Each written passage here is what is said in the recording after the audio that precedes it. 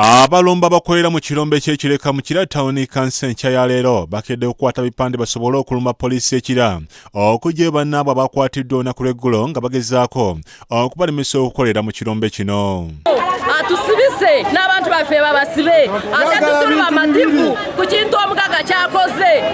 Abalombe bano okubadde abasajja n'abakazi babadde tebakkiriza muntu yenna kubalemesa kugenda ku poliisi ekiro okujjayo bannaabwe, era abamu ku bo baggyemu amasaati nga batambula nga bwe bawera nti baagala ssente zaabwe ze baali basasula nnyini kirombe ekyo ate gerekiseekera Daggalasi nga batandika okusima amayinja mu kirombe kino balyoke bave ku poliisi.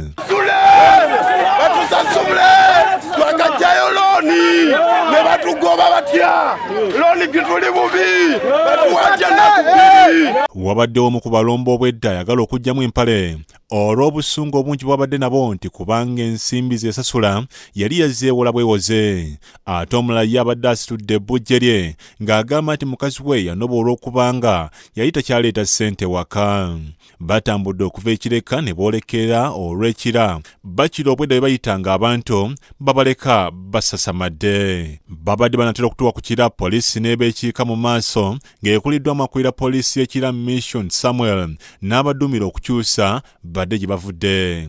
Awe batandikidde okuwanyisiganya ebisongovu ne poliisi nga bakulembeddwa mu kansala waabwe David Sekiziivu. Kino kijja Mission mu mbeera n'aduumira basajja be okukwata abalombe okukakana nga bakutteko babiri abandi ne babuna emiwabo. Ku babiri abakwatiddwa kwe kubadde kansala Sekiziivu nga lwanaganye ne poliisi n'abalemesa okumuteeka kabanga lyabwe.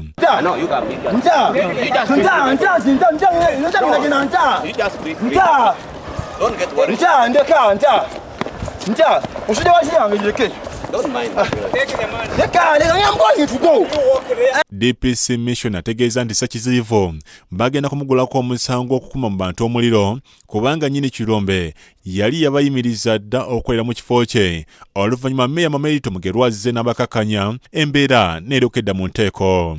Ibrahim Bwega yakusakidde eggulu lino ku Lwabukedde TV.